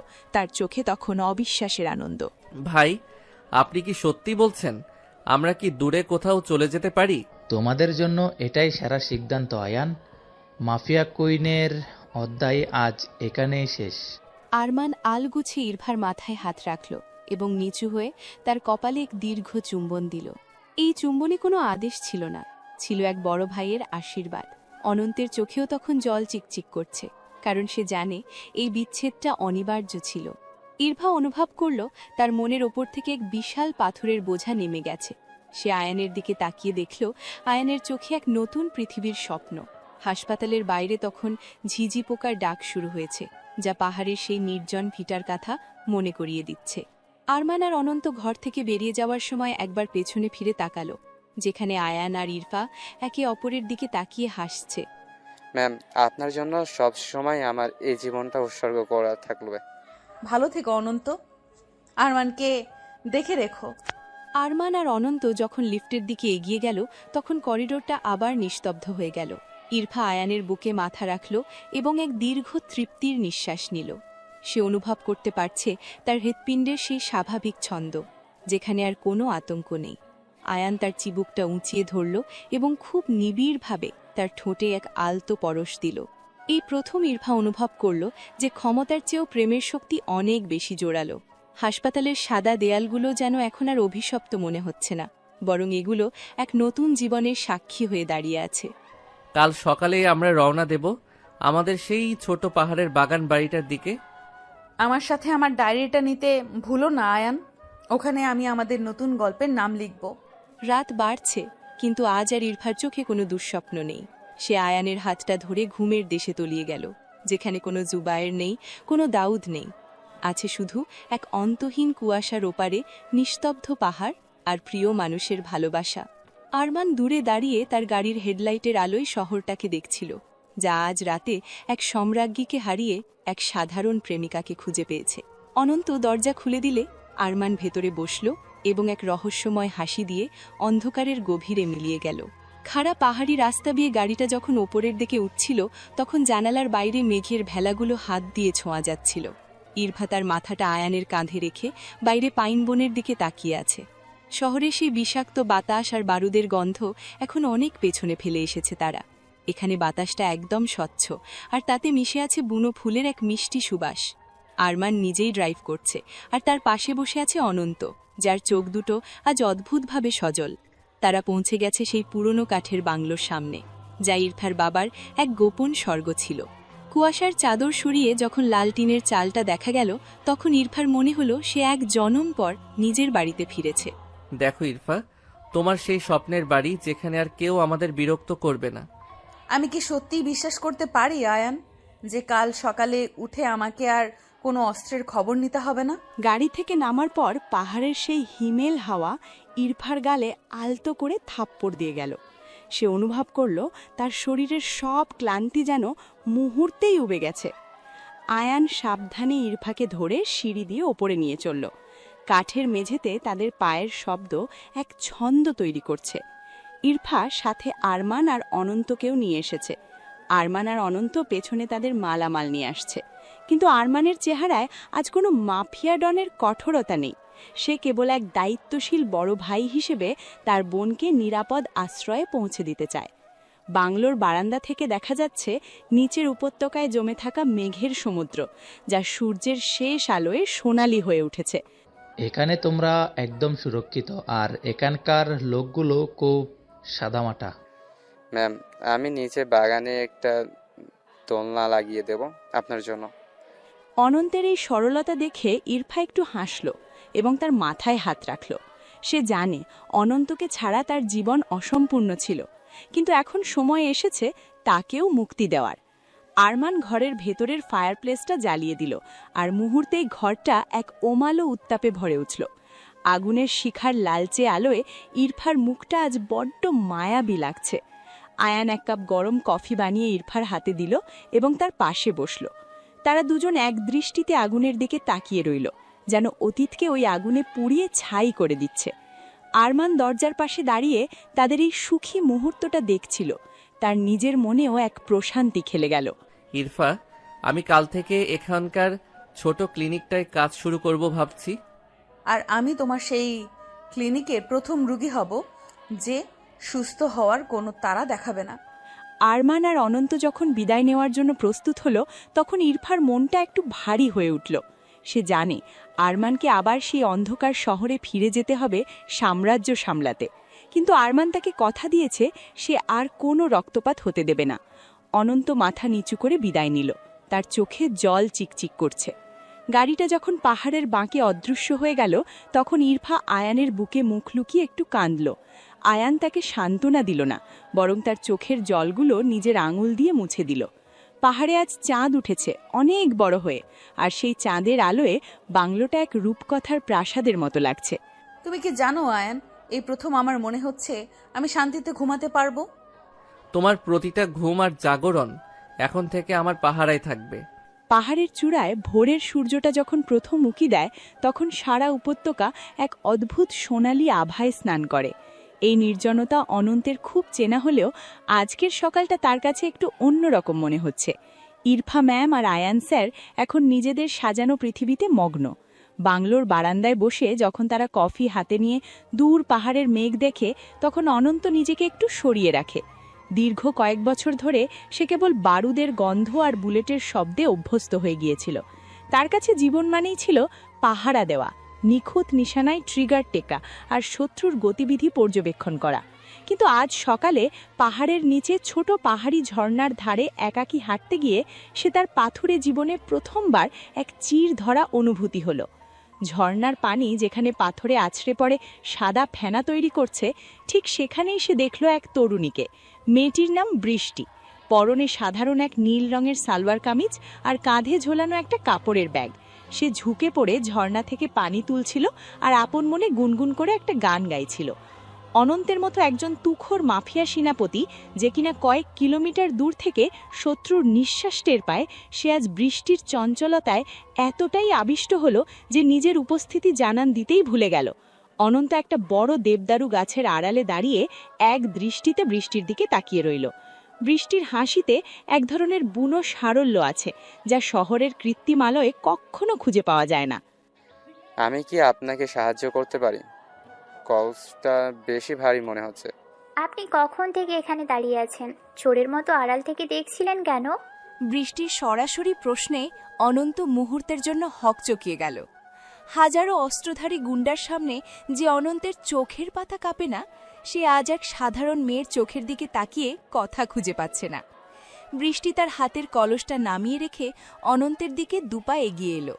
তার চোখে কৌতুক আর মুখে এক ধরনের অদম্য সাহস। সে অনন্তের লম্বা চওড়া শরীর, শক্ত চোয়াল আর গম্ভীর চোখের দিকে তাকিয়ে একটু হাসল। বৃষ্টি বুঝতে পারছে এই মানুষটি এই পাহাড়ের নয়। তার চলন বলনে এক ধরনের যান্ত্রিক শাসন আর কঠোরতা মিশে আছে, যা সাধারণত সৈনিক বা দেহরক্ষীদের থাকে। অনন্ত নিজের অস্বস্তি ঢাকার জন্য এদিক ওদিক তাকাতে লাগল। ঝর্ণার পানির ছিটে এসে বৃষ্টির মুখে পড়ছে, আর সেই রোদে তার মুখটা হীরের মতো চিকচিক করছে। অনন্ত অনুভব করল তার বুকের ভেতরটা কেমন যেন খালি হয়ে যাচ্ছে। সে বহু বছর পর অনুভব করল যে সে কেবল এক দেহরক্ষী নয়, সে একজন মানুষও বটে, যার হৃদয়ে স্পন্দন থাকে। আপনাকে দেখে মনে হচ্ছে আপনি অনেক বড় কোনো বোঝা বয়ে বেড়াচ্ছেন। পাহাড় কি আপনার মন হালকা করতে পারেনি? মনে হালকা করা আমার পেশা নয়, আমার কাজ কেবল পাহারা দেওয়া। কাকে পাহারা দিয়েছেন? এই পাহাড়কে নাকি নিজের একাকিত্বকে? বৃষ্টির এই তীক্ষ্ণ কথাগুলো অনন্তের বুকের গভীরে গিয়ে তীরের মতো বিঁধল। সে কোনো উত্তর না দিয়ে স্থির হয়ে দাঁড়িয়ে রইল। বৃষ্টি আবার হাসল এবং নিজের ব্যাগ থেকে একটা লাল আপেল বের করে অনন্তের দিকে ছুঁড়ে দিল। অনন্ত চোখের পলকে সেটা লুফে নিল। তার রিফ্লেক্স এখনও আগের মতোই সচল। বৃষ্টি তার কলসটা কাঁখে তুলে নিয়ে পাহাড়ের ঢাল বেয়ে উপরের দিকে উঠতে শুরু করল। যাওয়ার সময় সে একবার পেছনে ফিরে তাকাল এবং অনন্তের দিকে চেয়ে এক রহস্যময় হাসি দিল। অনন্ত সেই আপেলটা হাতে নিয়ে সেখানেই পাথরের ওপর বসে পড়ল। তার মনে হতে লাগল সে এক দীর্ঘ এবং অন্ধকার সুড়ঙ্গ পেরিয়ে অবশেষে মুক্ত বাতাসে নিঃশ্বাস নিচ্ছে। ঝর্ণার শব্দ এখন তার কানে গানের মতো বাজছে। সে বুঝতে পারল এই মেয়েটি হয়তো তার জীবনের সেই অধ্যায় যা সে কখনো পড়েনি। বৃষ্টির এই ছোটখাটো খুনসুটি আর চোখের পলক তাকে এক নতুন জগতের সন্ধান দিচ্ছে, যেখানে কোনো মাফিয়া কুইনের হুকুম নেই, আছে শুধু পাহাড়ি বাতাসের গান। আপনার নামটা কি জানতে পারি? আমি কি আগামীকাল আবার আপনাকে এখানে পাবো? নাম তো আমার আকাশ থেকে পড়া পানির মতো, সবাই আমাকে বৃষ্টি বলে ডাকে। আর আগামীকাল সেটা পাহাড়ের মর্জির উপর ছেড়ে দিন। বৃষ্টি যখন ঘন পাইন বনের আড়ালে মিলিয়ে গেল, তখন অনন্ত এক দীর্ঘ নিঃশ্বাস নিল। সে বাংলোর দিকে ফিরতে শুরু করল, কিন্তু তার হাঁটার ছন্দে আজ কোনো সামরিক তাড়াহুড়ো নেই। সে হাতের আপেলটা দেখল এবং তাতে একটা কামড় দিল।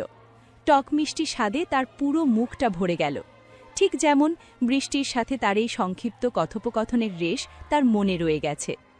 বাংলোর গেটে আসতেই সে দেখল আয়ান স্যার আর ইরফা ম্যাম বাগানে বসে গোলাপ গাছে পানি দিচ্ছেন। আয়ান অনন্তের মুখে এই প্রথম এক চিলতে হাসি দেখতে পেল, যা ছিল একদম অকৃত্রিম। ইরফা ম্যামও লক্ষ্য করলেন অনন্তের সেই কঠোরতা আজ নেই, সেখানে এক ধরনের মায়াবী ঘোর খেলা করছে।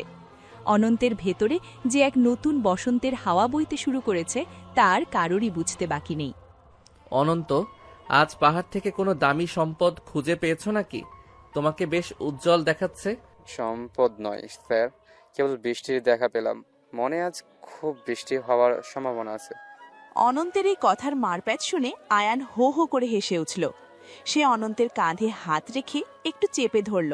সে জানে অনন্তকে এই পাহাড়ি জীবনে অভ্যস্ত হতে সময় লাগবে, কিন্তু বৃষ্টির মতো কেউ থাকলে সেই পথটা অনেক সহজ হয়ে যাবে। ইরফা ম্যাম একপাশে দাঁড়িয়ে মুচকি হাসছিল। সে জানত অনন্ত কোনোদিন নিজের সুখের কথা ভাববে না, তাই সে মনে মনে পরিকল্পনা করল কিভাবে বৃষ্টির সাথে অনন্তের এই সম্পর্কটাকে আরও এগিয়ে নেওয়া যায়। অনন্ত ঘরে ঢুকে তার পুরনো রিভলভারটা আলমারির এক কোণে রেখে দিল। সে আজ আর অস্ত্রের কথা ভাবছে না, সে ভাবছে বৃষ্টির সেই চঞ্চল চাহনির কথা। রাতের বেলা পাহাড়ি বাংলোর চারপাশটা যখন নিঝুম হয়ে এলো, তখন অনন্ত জানালার পাশে গিয়ে দাঁড়ালো। বাইরে ঝিঝি পোকার ডাক আর দূর থেকে আসা ঝর্ণার শব্দ তাকে এক অপার্থিব শান্তির সন্ধান দিল। সে ডায়েরিটা হাতে নিল এবং বৃষ্টির কথা লিখতে গিয়ে বারবার কলম থামিয়ে দিল। তার মনে হলো সে কোনো এক নিষিদ্ধ প্রেমের গল্পের নায়কের মতো আচরণ করছে, কিন্তু এই অনুভূতিটা তার কাছে ছিল অমূল্য। অনন্ত, কাল থেকে তুমি সকালে পাহারার দায়িত্বটা অন্য কাউকে দিয়ে দাও। তোমার নিজের জন্য কিছু সময় কাটানো দরকার। ম্যাম, আমার দায়িত্ব পালনে কি কোনো ত্রুটি হয়েছে? না অনন্ত, বরং আমি চাই তুমি নিজের জন্য একটা নতুন দায়িত্ব খুঁজে নাও। ইরফা ম্যামের কথায় অনন্ত একটু লজ্জিত হলো। সে বুঝতে পারছে তার মনের গোপন কথাগুলো ম্যামের কাছে আর গোপন নেই। সে মাথা নিচু করে ঘর থেকে বেরিয়ে এলো। করিডোরের মৃদু আলোয় অনন্তর লম্বা ছায়াটা দেয়ালে দুলছে। সে অনুভব করতে পারছে যে তার জীবনের গতিপথ বদলে যাচ্ছে। মাফিয়া জগতের সেই কালকুঠুরি থেকে বের হয়ে সে এখন এক রঙিন পৃথিবীর স্বপ্ন দেখছে। বৃষ্টির সাথে তার এই সামান্য খুনসুটি হয়তো একদিন এক গভীর ভালোবাসায় পরিণত হবে। অনন্ত জানে দাউদ ইব্রাহিম বা জুবায়েরের মতো শত্রুরা হয়তো আর আসবে না, কিন্তু নিজের মনের ভেতরের একাকিত্বের সাথে তার যে যুদ্ধ ছিল তাতে সে আজ বিজয় হতে শুরু করেছে। সে বৃষ্টির সেই কলস কাঁখে নিয়ে পাহাড়ি রাস্তা দিয়ে হেঁটে যাওয়ার দৃশ্যটা বারবার মনে করতে লাগল এবং অজান্তেই তার ঠোঁটের কোণে হাসি ফুটে উঠল। আজ রাতটা অনেক বেশি শান্ত ইরফা। মনে হচ্ছে পৃথিবীটা আমাদের জন্য আবার সুন্দর হয়ে উঠেছে। শুধু আমাদের জন্য নয় আয়ান, আজ অনন্তর পৃথিবীটাও নতুন করে সাজছে। ভোরের কুয়াশা যখন উপত্যকার গায়ে লেপ্টে থাকে তখন পাহাড়ের প্রতিটি বাঁক যেন এক একটা রহস্যময় গল্পের সূচনা করে। অনন্ত আজ খুব ভোরে ঘুম থেকে উঠেছে, কিন্তু তার অভ্যাস মতো হাতে কোনো রিভলভার বা ওয়াকিটকি নেই। সে আজ পরেছে নীল রঙের একটা সাধারণ শার্ট আর জিন্স, যা তার কঠোর প্রফেশনারি অবয়বকে অনেকটা কোমল করে দিয়েছে। আয়ান স্যার তাকে একজোড়া দামি ট্র্যাকিং শু উপহার দিয়েছেন, যা পরে পাহাড়ে হাঁটা অনেক সহজ। অনন্ত ঝর্ণার সেই নির্দিষ্ট পাথরের কাছে গিয়ে দাঁড়িয়ে রইল যেখানে গতকাল বৃষ্টির সাথে তার দেখা হয়েছিল। ঝর্ণার পানি আজ আরও বেশি চঞ্চল, আর বাতাসের শব্দে যেন পেমার সেই খিলখিল হাসির প্রতিধ্বনি শোনা যাচ্ছে। অনন্তের বুকটা দুরু দুরু কাঁপছে, যা তার মতো একজন দুর্ধর্ষ যোদ্ধার জন্য একদমই বেমানান। সে বারবার নিজের ঘড়ির দিকে তাকাচ্ছে আর ভাবছে বৃষ্টি কি সত্যিই আজ আসবে। পাহাড়ের আবহাওয়া যেমন অনিশ্চিত, বৃষ্টির মোমটাও কি তেমনই। ঠিক তখনই ঝোপঝাড়ের আড়াল থেকে একটা ছোট ঢিল এসে অনন্তের পায়ের কাছে পড়ল। সে চমকে পেছনে তাকাতেই দেখল বৃষ্টি একটা পাইন গাছের আড়ালে দাঁড়িয়ে মুখ টিপে হাসছে। আজ তার পরনে লাল রঙের একটা ড্রেস, যা সবুজের মাঝে তাকে কোনো আগুনের শিখার মতো ফুটিয়ে তুলেছে। বৃষ্টির চোখে সেই একই দুষ্টুমি যা অনন্তের রাতের ঘুম কেড়ে নিয়েছে। আপনি কি এখানে মূর্তির মতো দাঁড়িয়ে থাকতেই পছন্দ করেন? আমি তো ভেবেছিলাম আপনি হয়তো অনেক আগেই চলে গেছেন। আমি কথা দিয়েছিলাম আসব, তাই এসেছি। আপনার জন্য এই ফলগুলো এনেছি শহর থেকে। অনন্ত তার ব্যাগ থেকে এক প্যাকেট আমদানিকৃত আঙ্গুর আর কিছু দামি চকলেট বের করে বৃষ্টির দিকে বাড়িয়ে দিল। বৃষ্টি একটু অবাক হয়ে অনন্তর দিকে তাকালো, কারণ এই পাহাড়ে চকলেট পাওয়া এক বিলাসিতা। সে খুব সাবধানে প্যাকেটটা নিল এবং একটা চকলেট মুখে দিয়ে চোখ বন্ধ করে সেই স্বাদ অনুভব করল। বৃষ্টির এই ছোট ছোট আনন্দগুলো দেখে অনন্তর মনে হলো সে যেন তার জীবনের সব সম্পদ এই মেয়েটির হাসির বিনিময়ে দিয়ে দিতে পারে। তারা দুজনে ঝর্ণার ধারের একটা বড় পাথরের ওপর বসল। অনন্তর লম্বা পা দুটো ঝর্ণার পানিতে ডুবিয়ে রাখল আর বৃষ্টি তার পাশে বসে পা দোলাতে লাগলো। সূর্যের আলো যখন পাহাড়ের আড়াল থেকে বেরিয়ে তাদের ওপর পড়ল, তখন তাদের ছায়া দুটো পাথরের ওপর মিশে একাকার হয়ে গেল। অনন্ত অনুভব করল তার ভেতরে সেই বিষাক্ত বারুদের গন্ধ ধীরে ধীরে মুছে যাচ্ছে, আর সেখানে জায়গা করে নিচ্ছে পাহাড়ি বুনো ফুলের সুবাস। সে বৃষ্টির দিকে তাকিয়ে দেখল বৃষ্টির নাকে একটা ছোট হীরের নোলক চিকচিক করছে। আপনার হাতে এই কাটা দাগটা কিসের? কোনো বড় যুদ্ধ করেছিলেন বুঝি? এটা অনেক পুরনো খ্যাত। যুদ্ধের ময়দানে যখন মানুষ নিজেকে বাঁচাতে চায় তখন এমন অনেক দাগ পড়ে যায়। অনন্তের কথায় এক ধরনের বিষণ্ণতা ছিল যা বৃষ্টির নজরে এড়ালো না। সে অনন্ত সেই শক্ত হাতটা নিজের ছোট নরম হাতের মুঠোয় নিল এবং ক্ষতটার উপর আলতো করে আঙুল বুলালো। বৃষ্টির এই ছোঁয়ায় অনন্তের শরীরে এক বিদ্যুৎ তরঙ্গ বয়ে গেল। সে অভ্যস্ত ছিল আঘাত পেতে, কিন্তু এমন মমতা ভরা স্পর্শ তার জীবনে এই প্রথম। সে বৃষ্টির চোখের দিকে তাকালো এবং দেখল সেখানে কেবল করুণা নয়, এক ধরনের গভীর ভালো লাগা লুকিয়ে আছে। বৃষ্টি পাহাড়ের গল্প বলতে শুরু করলো, কিভাবে তার বাবা এই পাহাড়ের কাঠ কেটে সংসার চালাতেন আর কিভাবে তারা এই বুনো প্রকৃতির সাথে লড়াই করে বেঁচে থাকেন। অনন্তর মনে হলো তার নিজের জীবনের লড়াইগুলো বৃষ্টির সংগ্রামের কাছে খুব তুচ্ছ। সে বুঝতে পারল জীবনের আসল সৌন্দর্য ক্ষমতার দম্ভে নেই, বরং আছে সহজ সরল বেঁচে থাকার মাঝে।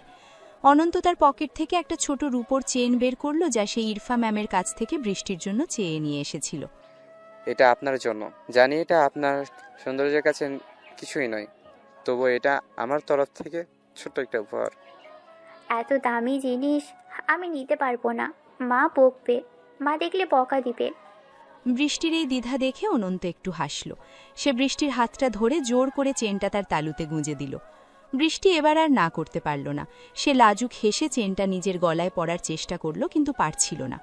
অনন্ত তখন সাহসে ভর করে বৃষ্টির পেছনে গিয়ে দাঁড়ালো এবং তার চুলে হাত না লাগিয়ে খুব সাবধানে চেনটা পরিয়ে দিল। বৃষ্টির ঘাড়ের কাছে অনন্তের উষ্ণ নিঃশ্বাস লাগতেই মেয়েটি শিউরে উঠল। এই নিস্তব্ধ পাহাড়ে তখন কেবল ঝর্ণার শব্দ আর তাদের দুজনের দ্রুত হওয়ার হৃৎস্পন্দনের শব্দ শোনা যাচ্ছিল। অনন্ত আবার তার জায়গায় ফিরে এসে বসল, কিন্তু তার চোখে এখন এক নতুন সংকল্প। সে ঠিক করে ফেলেছে সে আর কোনো দিন ইরফা ম্যামের বডিগার্ড হয়ে শহরে ফিরবে না। সেই পাহাড়েই বৃষ্টিকে নিয়ে তার নিজের একটা ঘর বাঁধবে। বৃষ্টির হাসি যেন পাহাড়ের প্রতিটি কোণে প্রতিধ্বনিত হতে লাগলো। আপনি কি আমাকে আপনার শহরের গল্প শোনাবেন? সেখানে কি সত্যি আকাশ দেখা যায় না? শহরে আকাশ আছে, কিন্তু তা দালানের ভিড়ে ঢাকা পড়ে থাকে। এখানকার মতো এমন খোলা আকাশ কোথাও নেই। তারা দুজনে দীর্ঘক্ষণ গল্প করল। সময় যেন কোনো এক জাদুর টানে থমকে গেছে। অনন্ত বৃষ্টির চুলে একটা বুনো ফুল গুজে দিল এবং তার গালটা আলতো করে ছুঁয়ে দিল। বৃষ্টির গাল দুটো লজ্জায় লাল হয়ে গেল, যা পাহাড়ের গোধূলি বেলার আকাশের মতো সুন্দর। ঠিক তখনই পাহাড়ের ওপর থেকে ইরফা ম্যাম আর আয়ান স্যারের ডাক শোনা গেল। তারা হয়তো অনন্তর জন্য দুশ্চিন্তা করছিলেন। অনন্ত উঠে দাঁড়ালো এবং বৃষ্টির দিকে তাকিয়ে হাত নাড়ল। বৃষ্টিও বিদায় নিল, কিন্তু তার যাওয়ার পথে সে বারবার পেছনে ফিরে তাকাচ্ছিল। অনন্ত যখন বাংলোর দিকে ফিরছিল তখন তার মনে হলো সে হাওয়ায় ভাসছে। সে ঘরে ঢুকে আয়ান স্যারের সামনে দাঁড়ালো এবং তার চোখে এক অদ্ভুত উজ্জ্বলতা দেখা গেল। আয়ান বুঝতে পারলেন অনন্তর জীবনে আজ বসন্তের পূর্ণিমা নেমে এসেছে। অনন্ত, আজ তোমার চোখে যে আনন্দ দেখছি তা আমি গত 10 বছরেও দেখিনি। স্যার, আমি বোধহয় আমার জীবনের শেষ গন্তব্য খুঁজে পেয়েছি। আয়ান হো হো করে হেসে উঠলেন এবং অনন্তের কাঁধে হাত রাখলেন। ইরফাও ভেতর থেকে বেরিয়ে এলেন এবং অনন্তের হাতের রূপোর চেনের অনুপস্থিতি দেখে মুচকি হাসলেন। তিনি জানতেন এই পাহাড় কেবল ক্ষত সারায় না, এই পাহাড় নতুন করে ভালোবাসতেও শেখায়। অনন্তের মতো একজন মানুষ যে কেবল ধ্বংস জানত, সে আজ সৃজনের পথে হাঁটতে শুরু করেছে। রাতের বেলা অনন্ত যখন তার বিছানায় শুয়েছিল তখন জানালার ফাঁক দিয়ে আসা চাঁদের আলোয় সে তার হাতের সেই কাটা দাগটা দেখল। আজ আর সেই দাগটা তাকে কষ্ট দিচ্ছে না, কারণ সে জানে কাল সকালে আবার বৃষ্টির সেই মায়াবী হাতের ছোঁয়া তাকে সব যন্ত্রণা ভুলিয়ে দেবে। পাহাড়ের নিস্তব্ধতা আজ অনন্তের কাছে এক মধুর সঙ্গীতের মতো মনে হচ্ছে। শুধু আমাদের জন্য না আয়ান। ও কোথাও যাচ্ছে না ইরফা, ও কেবল নিজের শিকড় খুঁজে পেয়েছে। পাহাড়ের চূড়ায় রাত নেমেছে এক বুক রহস্য নিয়ে। বাইরে পাইন গাছের পাতায় বাতাসের যে শোঁ শোঁ শব্দ, তা এই নির্জন বাংলোর ভেতরে এক অদ্ভুত মাদকতা তৈরি করেছে। ফায়ার প্লেসের আগুনটা এখন নিভু নিভু, কিন্তু তার লালচে আভা এখনও ঘরের দেয়ালে এক মায়াবী ছায়া নাচিয়ে যাচ্ছে। ইরফা আজ আয়ানের দেওয়া সেই হালকা নীল রঙের রেশমি শাড়িটা পরেছে, যা তার শরীরের প্রতিটি ভাঁজকে এক অলৌকিক সুষমায় ফুটিয়ে তুলেছে। সে আয়নার সামনে দাঁড়িয়ে নিজের গলার সেই ছোট্ট ক্ষত চিহ্নটা দেখছিল, যা এখন কেবল এক দুঃস্বপ্নের স্মৃতি। আয়ান ধীর পায়ে ঘরের ভেতরে ঢুকল এবং দরজার খিলটা নিঃশব্দে আটকে দিল। তার চোখে এখন সেই শান্ত চিকিৎসকের দৃষ্টি নেই, সেখানে এক আদিম তৃষ্ণা আর গভীর ভালোবাসা খেলা করছে। আয়ান পেছন থেকে এসে ইরফাকে জড়িয়ে ধরল, তার 2 হাত ইরফার পেটের ওপর শক্ত হয়ে চেপে বসল। ইরফা শিউরে উঠল, তার পিঠ আয়ানের চওড়া বুকের উষ্ণতা অনুভব করতে পারছে। আয়ান তার মুখটা ইরফার ঘাড়ের কাছে নামিয়ে আনল এবং সেখানে এক দীর্ঘ তপ্ত নিঃশ্বাস ফেলল। ইরফার মনে হলো তার শরীরের ভেতর দিয়ে এক বিদ্যুৎ তরঙ্গ বয়ে যাচ্ছে, যা ইরফার মাফিয়া কুইনের সবটুকু কঠোরতা এক নিমেষে গলিয়ে জল করে দিচ্ছে। আজ তোমাকে এই নীল শাড়িতে একদম নীল পাহাড়ের পরীর মতো লাগছে ইরফা। তুমি কি জানো আয়ান, এই প্রথম আমার নিজেকে কোনো ভয়ঙ্কর অপরাধী নয়, বরং এক রক্ত মাংসের নারী মনে হচ্ছে। আয়ান কোনো উত্তর দিল না। সে কেবল ইরফার কাঁধ থেকে শাড়ির আঁচলটা আলতো করে সরিয়ে দিল। তার ঠোঁট এখন ইরফার কাঁধের সেই মসৃণ ত্বকেই বিচরণ করছে। ইরফা চোখ বন্ধ করে নিল, তার 2 হাত আয়ানের মাথার চুলে বিলি কাটছে। আয়ান এবার ইরফাকে নিজের দিকে ঘুরিয়ে নিল এবং তার 2 গালে হাত রেখে মুখটা উঁচিয়ে ধরল। আগুনের সেই ম্লান আলোয় ইরফার চোখের মণি দুটো হীরের মতো চিকচিক করছে। আয়ান খুব সাবধানে ইরফার কপালে একটা চুমু খেল, তারপর তার দু চোখের পাতায়, আর শেষে তার নাকে। ইরফার নিঃশ্বাস এখন দ্রুততর হচ্ছে। সে আয়ানের শার্টের হাতাটা খামচে ধরে আছে। আয়ান এবার তার ঠোঁট নিয়ে এলো ইরফার কাঁপতে থাকা ঠোঁটের খুব কাছে। তাদের দুজনের নিঃশ্বাস একে অপরের সাথে মিশে একাকার হয়ে যাচ্ছে। আয়ান আর দেরি করল না। সে এক নিবিড় গভীরতায় ইরফার ঠোঁট দুটো নিজের দখলে নিল। এই প্রথম তাদের সেই দীর্ঘদিনের জমানো সব আবেগ এক দীর্ঘ চুম্বনে উপচে পড়ল। ইরফা অনুভব করল সে যেন এক অতল সমুদ্রে তলিয়ে যাচ্ছে, যেখানে কোনো কূল নেই, নেই কোনো বাধা। আমি তোমাকে সারা জীবন এভাবে আগলে রাখতে চাই, কোনো বুলেট যেন আমাদের আর আলাদা করতে না পারে। আমি তোমার বুকে আজীবনের জন্য বন্দী হতে চাই আয়ান। এই মুক্তিই আমার পরম শান্তি। আয়ান আলগোছে ইরফাকে কোলে তুলে নিল এবং বিছানার দিকে এগিয়ে গেল। চাঁদের আলো জানালার পর্দা ভেদ করে ঘরের মেঝের ওপর এক রূপালি চাদর বিছিয়ে দিয়েছে। আয়ান ইরফাকে বিছানায় শুইয়ে দিল এবং নিজে তার উপর ঝুঁকে পড়ল। তার হাতের আঙুলগুলো ইরফার শরীরের প্রতিটি গোপন রেখা চিনে নিতে চাইছে।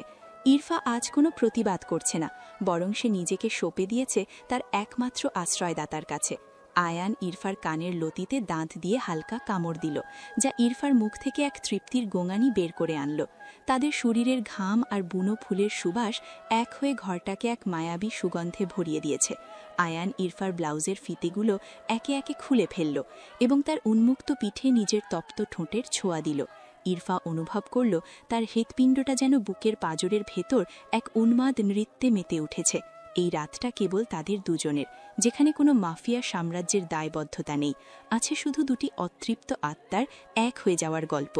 তোমার শরীরটা এত শীতল কেন ইরফা? আমি কি তোমাকে যথেষ্ট উষ্ণতা দিতে পারছি না? তোমার স্পর্শে আমি জ্বলে খাক হয়ে যাচ্ছি আয়ান। আমাকে আরও একটু আদর করো।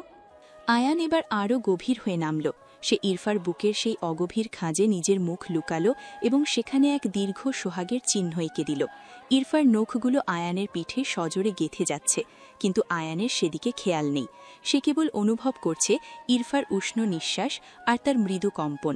পাহাড়ের রাত এখন আরও নিঝুম হয়ে এসেছে, কিন্তু এই ঘরের ভেতরে বইছে এক প্রবল প্রেমের তুফান। তারা দুজনে একে অপরের বাহুবন্ধী হয়ে এক দীর্ঘ সময়ের জন্য স্তব্ধ হয়ে রইল। এই সোহাগের প্রতিটি মুহূর্ত যেন এক একটা কবিতার চরণের মতো, যা তারা দুজনে মিলে লিখছে। আয়ান ইরফার কপালে জমে থাকা ঘামগুলো মুছে দিল এবং তার চোখের দিকে তাকিয়ে এক ম্লান হাসল। ইরফা আয়ানের বুকে মাথা রেখে তার হৃৎপিণ্ডের ধুকপুকানি শুনতে লাগল। সে বুঝতে পারল জীবনের আসল সার্থকতা কোনো সিংহাসনে নেই, বরং প্রিয় মানুষের এই নিবিড় সান্নিধ্যে। কাল সকালে যখন রোদ উঠবে তখন তুমি দেখবে পৃথিবীটা কত সুন্দর। আমার পৃথিবী তো এখানেই আয়ান, তোমার এই প্রশস্ত বুকের ভেতরে। তারা দুজনে চাদরের নিচে একাত্ম হয়ে গেল, যেখানে শীতের কোনো প্রবেশাধিকার নেই। বাইরে থেকে ঝিঝি পোকার ডাক শোনা যাচ্ছে, যা এক ছন্দময় সুর তৈরি করেছে। অনন্ত পাশের ঘরে হয়তো পাহাড়ের স্বপ্ন দেখছে, আর আরমান হয়তো শহরের সেই কোলাহলের নতুন কোনো চাল চালছে। কিন্তু এই বাংলোর এই নির্দিষ্ট ঘরে সময়ে থমকে গেছে কেবল দুটি হৃদয়ের জন্য। আয়ান ইরফার চিবুকটা উঁচিয়ে ধরে শেষবারের মতো তার ঠোঁটে এক আলতো পরশ দিল। ইরফা এক তৃপ্তির হাসি দিয়ে আয়ানের বুকে মুখ লুকালো এবং ধীরে ধীরে ঘুমের দেশে তলিয়ে গেল। এই ঘুম কোনো ওষুধের নয়, এই ঘুম এক পরম শান্তিতে পাওয়া ভালোবাসার উপহার। পাহাড়ের চূড়ায় চাঁদটা এখন মেঘের আড়ালে লুকিয়েছে, যেন সেও এই গোপন প্রেমের সাক্ষী হতে লজ্জা পাচ্ছে। ঘুমিয়ে পড়ো আমার কুইন, তোমার নতুন ভোর হবে কেবলই মায়ায়। পাহাড়ের কোলে আজ এক উৎসবের সাজ। চারপাশের উপত্যকায় বুনো অর্কিড আর পাহাড়ি গাঁদা ফুলের সুবাস ম ম করছে। যে বাংলোটি একসময় কেবল গোপন আস্তানা ছিল, আজ সেটি সেজেছে আলোকসজ্জায় আর রঙিন কাপড়ে। ভোরের রোদে পাহাড়ের চূড়াগুলো যেন সোনার মুকুটের মতো ঝকমক করছে। আজ অনন্ত তার পুরনো কালো স্যুট ছেড়ে পরেছে ধবধবে সাদা একটা পাঞ্জাবি, যা তার বলিষ্ঠ শরীরে এক অদ্ভুত আভিজাত্য এনে দিয়েছে। তার চোখে আজ কোনো সতর্ক পাহারা নেই, আছে এক বুক প্রতীক্ষা। আয়ান আর ইরফা তদারকি করছে অনুষ্ঠানের প্রতিটি খুঁটিনাটি। ইরফা আজ লাল শাড়িতে অপার্থিব সুন্দর লাগছে। তার চেহারায় মাফিয়া কুইনের সেই কঠোরতা এখন মাতৃত্বসুলভ এক কোমলতায় রূপ নিয়েছে। একটু পরেই বৃষ্টির সাথে অনন্তর বিয়ে হবে। বৃষ্টিকে পাহাড়ি কোণের সাজে যখন নিয়ে আসা হলো তখন অনন্তর নিঃশ্বাস যেন মুহূর্তের জন্য আটকে গেল। বৃষ্টির নাকে সেই হীরের নোলক আর পরনে লাল চেলির আভা তাকে কোনো অপার্থিব রূপসীর মতো ফুটিয়ে তুলেছে। সে লাজুক হেসে অনন্তর পাশে গিয়ে দাঁড়াল। তাদের দুজনের হাতের ছোঁয়া লাগতেই এক বিদ্যুৎ তরঙ্গ বয়ে গেল পাহাড়ের এই নিস্তব্ধতায়। তোমাকে আজ পুরো পাহাড়ের রানী মনে হচ্ছে বৃষ্টি। আর আপনাকে দেখে মনে হচ্ছে সেই রানীকে চিরতরের জন্য বন্দি করার এক মায়াবী জাদুকর। বিয়ের কাজ প্রায় শুরু হতে যাবে, ঠিক তখনই দূর থেকে পাহাড়ি রাস্তায় বেশ কয়েকটি কালো গাড়ির ইঞ্জিনের গর্জন শোনা গেল। সবার মনে এক মুহূর্তের জন্য শঙ্কার কালো মেঘ ঘনীভূত হল। আয়ান আর অনন্ত একে অপরের দিকে তাকাল। তাদের হাত অজান্তেই চলে গেল পুরনো অভ্যেসে কোমরের দিকে। কিন্তু গাড়িগুলো যখন বাংলোর গেটে এসে থামল তখন দেখা গেল সেগুলো কোনো শত্রুর নয়, বরং আরমানের কনভয়। গাড়ি থেকে নামল আরমান, তার সেই চিরচেনা ঠান্ডা এবং গম্ভীর ব্যক্তিত্ব নিয়ে। কিন্তু আজ সে একা নয়। তার পাশে গাড়ি থেকে নামল এক অনিন্দ সুন্দরী তরুণী, যার পরনে দামি সিল্কের শাড়ি আর চোখে এক তীক্ষ্ণ বুদ্ধিমত্তার ছাপ। আরমান সেই তরুণীর হাত ধরে সোজা মণ্ডপের দিকে এগিয়ে এলো। ইরফা আর আয়ান দুজনেই বিস্ময়ে বিমূঢ় হয়ে তাকিয়ে রইল। আরমান হাসল, যে হাসি তার ঠোঁটে সচরাচর দেখা যায় না। সে তার সঙ্গিনীকে সবার সামনে পরিচয় করিয়ে দিল। চমকে গেলে তো? পরিচয় করিয়ে দেই, এই হলো নেহা। গত কয়েক মাস ধরে ও আমার জীবন আর ব্যবসা দুটোই সামলাচ্ছে। তার মানে কি তুমি আমাদের না জানিয়ে বিয়ে করে ফেলেছো ভাই? আরমান নিহার দিকে তাকিয়ে এক ম্লান হাসল এবং নিহা লাজুক মুখে ইরফার পা ছুঁয়ে সালাম করল। আরমান জানালো যে জুবায়ের আর দাউদের পতনের পর নিহাই তাকে মানসিকভাবে সুস্থ করে তুলেছিল এবং অন্ধকার জগৎ থেকে বের করে এনে এক নতুন কর্পোরেট সাম্রাজ্য গড়ে তুলতে সাহায্য করেছে। তারা দুজনে গোপনে বিয়ে সেরে নিয়েছিল, শুধুমাত্র ইরফাকে সারপ্রাইজ দেওয়ার জন্য। আজ অনন্তর বিয়েতে তারা সপরিবারে হাজির হয়েছে এই খুশির মাত্রা দ্বিগুণ করতে। নিহার চোখে এক ধরনের স্থিরতা আছে, যা বলে দেয় সে আরমানের জন্য একদম উপযুক্ত জীবনসঙ্গিনী। অনন্ত আর বৃষ্টি যখন আরমান আর নিহাকে প্রণাম করল তখন পুরো উপত্যকায় উলুধ্বনি আর আনন্দধ্বনিতে মুখরিত হয়ে উঠল। পাহাড়ের এই নির্জনতায় আজ এক মহামিলনের সুর বেজে উঠল। ভাই, আপনি আজ প্রমাণ করলেন যে ভালোবাসার চেয়ে বড় কোনো শক্তি এই পৃথিবীতে নেই। আমি তোমাদের দুজনকে খুশি হতে দেখে শিখলাম আয়ান, যে শান্তি বুলেটে নেই, তা প্রিয়জনের হাতে হাত রাখলে পাওয়া যায়। সন্ধ্যার আকাশ যখন বেগুনি রং ধারণ করল তখন বাংলোর প্রাঙ্গণে শুরু হল ভোজের আয়োজন। পাহাড়ি গান আর বাদ্যযন্ত্রের তালে তালে সবাই মেতে উঠল উৎসবে। অনন্ত বৃষ্টির হাত ধরে বারান্দার এক কোণে গিয়ে দাঁড়াল। নিচে উপত্যকায় জমে থাকা মেঘের ওপর চাঁদের আলো পড়ে এক মায়াবী সমুদ্র তৈরি করেছে। অনন্ত বৃষ্টির কপালে এক আলতো চুমু খেল এবং তাকে নিজের বুকের সাথে মিশিয়ে নিল। এখন আর কোনো যুদ্ধের ভয় নেই, নেই কোনো বিশ্বাসঘাতকতার বিষ। তারা এখন স্বাধীন এক পৃথিবীর নাগরিক।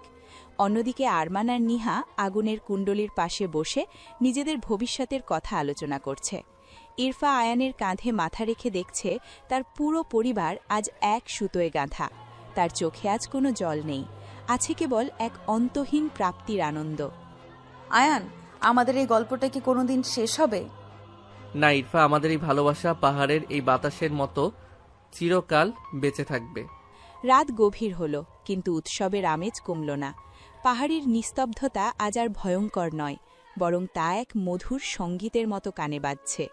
কুয়াশার ওপারে যে নিস্তব্ধতা একদিন আতঙ্ক বয়ে আনত, আজ সেই নিস্তব্ধতা এক নতুন জীবনের গান গাইছে।